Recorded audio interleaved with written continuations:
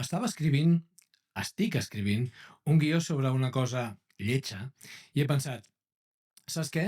Fes una treva nadalenca. A les guerres entre països civilitzats, el dia de Nadal es fa una treva. Doncs això, fes una treva nadalenca.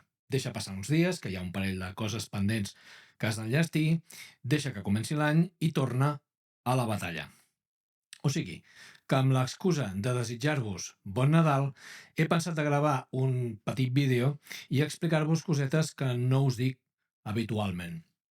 Resulta que ja sou més de 25.300 subscriptors i volia aprofitar per agrair-vos la confiança.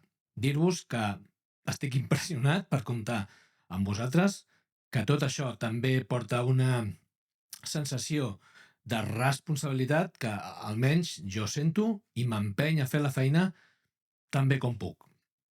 Us he de dir també que ara que ja tinc l'experiència de veure com funcionen determinats mecanismes, de com de bruta és la política, és fascinant i repugnant alhora.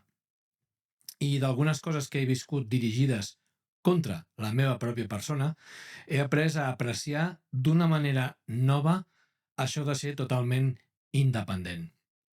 No tenir deutes amb ningú, que no et puguin pressionar o amenaçar-te amb tallar-te cap aixeta, és, pel que tinc entès, una situació bastant única en aquest país i en aquest àmbit o sector, com li vulgueu dir. Per posar-vos un exemple que fa dies que tinc al cap, una de les coses en què estic treballant aquests dies va sobre la situació de la sanitat pública catalana. Ja fa més d'un any que em volia fer alguna cosa i la veritat és que no sabia que els companys d'octubre, la Marta Sibina i l'Albano Dante si alguna cosa havien treballat bé a consciència ja fa molts anys, era justament el tema de la sanitat. I la veritat és que no tenia ni idea de que ho havien passat realment malament quan una jutgessa els va condemnar a retirar un dels seus primers vídeos, em sembla, i pagar una indemnització per difamació, una sentència completament injusta, a un simpàtic capo de Convergència. Un any després, un tribunal superior va anul·lar-los la condemna i els va absoldre. Però el problema ja l'havien tingut. I els mateixos van dir que això podia haver-los arruïnat personalment i acabar amb la seva feina. És un cas típic de lawfare, és a dir, utilitzar les lleis i els tribunals com a armes de repressió, en aquest cas per intentar callar periodistes, una barbaritat en un país que es diu democràtic. Fa més temps, parlant amb algú sobre la feina que jo faig, jo li explicava a aquesta persona que em sentia molt lliure i que em semblava realment difícil imaginar com algú podria condicionar-me o amenaçar-me amb alguna cosa, perquè que jo sàpiga no tinc cap vici ni cap tac al meu passat, ni res de res. I aquesta persona em va mirar molt seriosament i em va dir: bé, llavors només els deixes una sortida. Fer-te mal físicament. Bé, això sempre és una possibilitat, suposo. Tot i que no tinc cap intenció ni motiu per suïcidar-me, ni tenir cap accident estrany, ni puc tenir sobredosis de res, més que res perquè no tinc cap afició alcohòlica o de cap altra substància. A mi sempre m'ha fascinat aquesta idea d'enviar gent a trencar-li la cara a algú. Clar, està molt bé si funciona, però què passa si no funciona? O què passa si la víctima té un protocol establert amb algú altre en cas de que li passi alguna cosa? Viure amb la por de que et facin mal és una cosa, però aquesta moneda té dues cares. Si algú envia gent a pagar o amenaçar o a matar algú, vol dir que té molta por el que aquesta persona pugui dir o fer. Tanta por com per prendre una mesura tan dràstica. Si funciona, molt bé, però i si fent això engegues una resposta que estava allà preparada per si a aquesta persona li passa alguna cosa? De vegades els morts et guanyen o es vengen de tu des del més enllà. Els nord-americans tenen diversos noms per aquestes coses. Dead Man's Switch, el botó del mort. Com si el mort, des de l'altra banda, hagués premut un botó per engegar la seva venjança. O també es diu el protocol de la vídua. Va, que m'estic posant una mica tètric i és Nadal.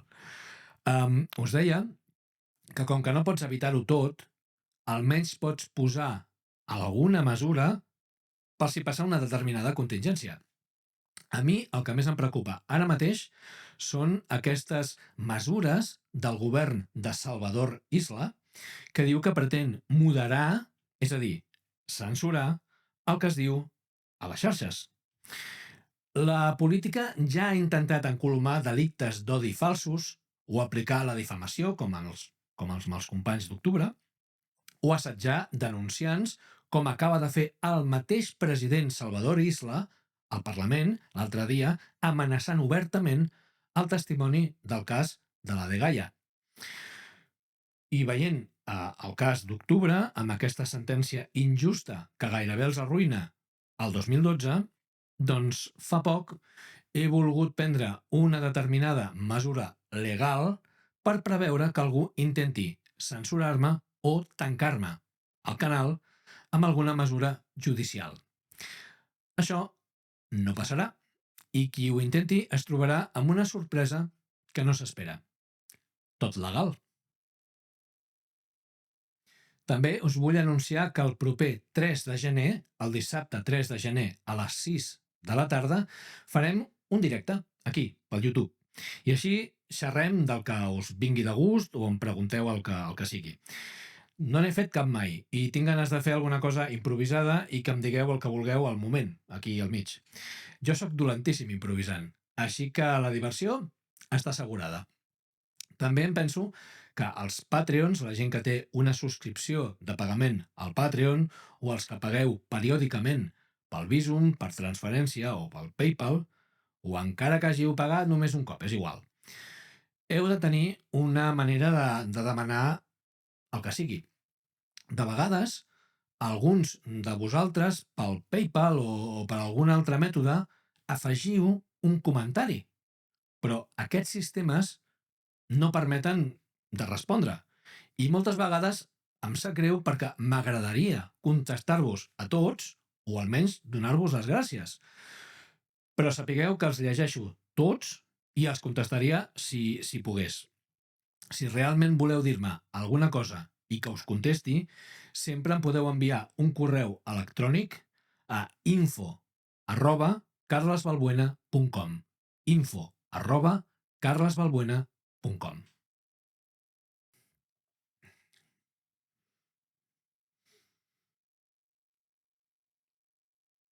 Una cosa que sí vull comentar sobre felicitar el Nadal és que ara que està de moda menysprear la nostra pròpia cultura, les nostres tradicions, com si les tradicions dels altres fossin millors, com si ens neguéssim d'avergonyir de tenir una cultura pròpia o cristiana. Mireu, jo sóc ateu. O més aviat tinc una idea una mica particular sobre si hi ha un creador o si hi ha alguna cosa més enllà de la mort, però això és igual. El que vull dir és que, creient, agnòstic o ateu, la nostra cultura és d'arrel cristiana. O, si voleu, judeocristiana. Això és el que ens ha permès arribar on som, que, malgrat tot, és molt.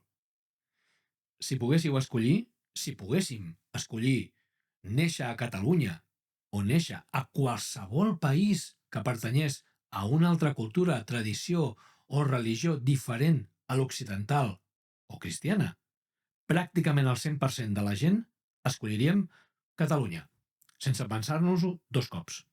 O França, o Suècia, o Austràlia. Totes les religions tenen aspectes molt foscos. La cristiana també. Ja els coneixem. I alguns són ben recents, fins i tot actuals. Les altres religions tenen els mateixos aspectes foscos o pitjor, molt pitjor. Sovint vigents, en ple funcionament, ara mateix, a diversos països. Però la particularitat del món cristià és que gràcies a una innovació que és teològica, però que també és política, al Nou Testament, tenim conceptes que les altres religions no tenen o no han desenvolupat. El concepte del perdó, el concepte de posar l'altra galta, el concepte de que qui estigui lliure de pecat llanci la primera pedra. Aquests conceptes ens han portat a descobrir altres valors com la tolerància, la convivència entre diferents, la igualtat entre diferents i els drets, i que ens han permès arribar al desenvolupament de la ciència moderna i la creació d'estats laics i democràtics. És igual si ets creient o ateu o agnòstic, ets fill i hereu d'uns valors que no existeixen enlloc més del món. No hi ha cap altra societat que s'hagi desenvolupat com la nostra. I al final tenim uns avenços tecnològics i unes llibertats de les que gaudim gràcies a l'herència cristiana amb tots els seus defectes i tot el seu passat. Us dic tot això perquè crec que encara que no siguem practicants o que no creiem, en el que segur que sí creiem és en els nostres valors. I per això n'hem d'estar orgullosos i hem de defensar i fomentar les nostres arrels occidentals i cristianes. Fer un pessebre amb un nen no és un acte de proselitisme religiós. És un acte de construcció, de creativitat. És un acte positiu i és un acte que dispara la imaginació del nen o la nena.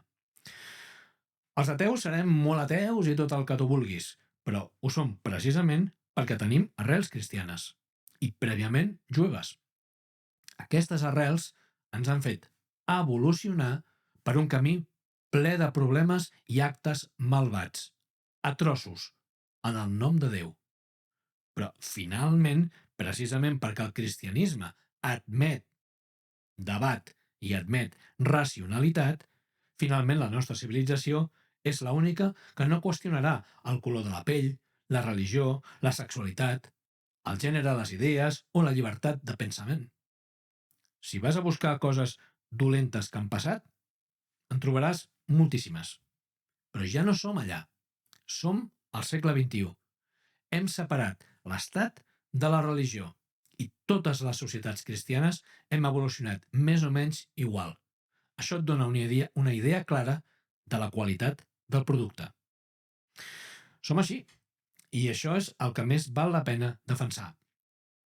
Quan TV3 fa la previsió del temps i posa aquell quadre final amb els propers dies i posa 25 de desembre en lloc de posar Nadal, com sempre s'havia fet, està agredint la societat catalana, que és plena de tota mena de gent, precisament perquè és d'arrel cristiana. En el nom de la pluralitat, censuren el que som i el que ens ha permès arribar fins aquí, i ensorren els nostres valors com si valguessin el mateix que els de la resta de societats. Jo dic que no. No totes les cultures són iguals i no tots els valors són iguals. Els nostres valors són els millors valors que hi ha. D'altres països tenen alguns bons valors, però només alguns. La prova de que la nostra societat és millor que totes les altres societats és que el trànsit de persones que es trasllada a viure d'un lloc a un altre sempre és en la mateixa direcció, no en les dues. Vaig a viure a un lloc cristià perquè em tractaran bé i no em perseguiran. Recordar a tothom que el 25 de desembre és Nadal és recordar a tothom que són aquí perquè la societat que celebra el Nadal és la societat que els ha acollit, sense preguntar-los què pensen o quin és el seu color de pell. Oblidar que el 25 de desembre és Nadal no és parlar en el nom de tots o defensar la pluralitat. És renunciar als nostres valors i això val per la resta de coses i per la resta de l'any. Desitgeu a tothom un bon Nadal, els cristians i els no cristians. Aquesta és una societat laica, democràtica i oberta. I desitjar un bon Nadal a un musulmà, o a un jueu, o a un hindú, o a un ateu, no és un acte de racisme o una ofensa o suprematisme. És un acte de generositat i d'amistat. La pregunta que ens hem de fer és si els nostres valors com a societat postcristiana o d'arrel cristiana són objectivament bons o no. I això només es pot fer comparant-los amb els valors de les altres societats i probablement veient quines són les conseqüències històriques i actuals de defensar i practicar uns valors o uns altres, i també què és el que transmetem a la resta del món. Si jo em paro a pensar la nostra societat en quins valors està fonamentada, què defensem, què representem, què transmetem, trobo que és boníssima. És la millor societat que hi ha. Després ens podem discutir sobre si els protestants ho fan millor, són més seriosos, o si la seva ètica del treball, el seu estalvi, o si tenen doble moral, el puritanisme i tot el que vulguem. Aquí n'hi ha per tothom. Però, en tot cas, vivim a un país d'arrel cristiana. I si ens preguntem si això és bo o dolent, també els ho podem preguntar al 20%, al 20 i escaig per cent de la població que són immigrants. Com és que no han anat a un altre país més ric, més a prop seu? La resposta és que si van a països amb societats similars a la seva, però més rics, sovint de la seva pròpia religió, el tracte que rebran no té comparació possible amb el que reben aquí, i les llibertats brillen per la seva absència. Si ens dediquem a fomentar que la gent que ve de fora ha de poder imposar els valors dels llocs on venen, d'on venen, o de poder excepcionalitzar-se, de complir amb els nostres valors i les nostres lleis, que han de tenir els seus propis valors a les seves comunitats dins la nostra societat, creant societats paral·leles que han de tenir les seves pròpies lleis, com està passant al Regne Unit. No sé si sabeu que hi ha barris sencers a ciutats britàniques on es permet l'aplicació parcial de la xaria, fins i tot en casos que clarament vulneren drets humans. Si fomentem comportaments diferents i diem que tots els valors aliens són igual de respectables, quan sabem que tota aquesta gent ve aquí precisament perquè els valors de les seves societats fan que aquestes societats siguin insuportables o perilloses, si de sobte no sabem què està bé i què no està bé, i si de sobte no entenem els motius pels quals el món sencer vol venir aquí i ningú d'aquí vol anar allà, ens estem suïcidant. Les festes nadalenques seran tot lo consumistes i tot lo hipòcrites que vulguem, però donades les circumstàncies, hem de posar en valor com és que a tots els països com el nostre ens podem permetre el luxe de practicar un Nadal consumista i després criticar-lo per hipòcrita, i com és que a la resta del món no poden aspirar a fer res de semblant ni ara ni en tot l'any. Per això, des del meu ateisme d'arrel cristiana, vull reivindicar els regals, els pessebres, fer cagar el tió, que és una tradició ben catalana, els torrons i les neules, els canelons i l'escudella i els reis mags de l'Orient. Reivindicar, defensar i practicar el Nadal i la nostra manera de celebrar-lo és tolerant, inclusiu i pacífic, com ho són el desig de pau i benestar que ens fem els uns als altres aquests dies, perquè volem que els nostres familiars, amics, veïns, companys de feina, subscriptors, volem que a tots els nostres conciutadans els vagi bé, siguin qui siguin, perquè si a ells els va bé, a nosaltres ens anirà molt bé. Siguem agraïts i siguem generosos. Que tingueu un bon Nadal i un excel·lent any nou. Si us ha interessat el que us he explicat, premeu el botó del m'agrada o like i si no ho heu fet encara, subscriviu-vos al canal. D'aquesta manera, l'algoritme de YouTube sabrà que el contingut us ha interessat i el suggerirà a més gent. I si t'ho pots permetre, fes una aportació nadalenca de 5, 10 o 20 euros o el que vulguis. A sota, a la descripció i d'aquí un moment aquí a la pantalla, trobaràs diverses maneres de fer-ho. Aquí fem opinió independent en català. Fins la propera. Bon Nadal.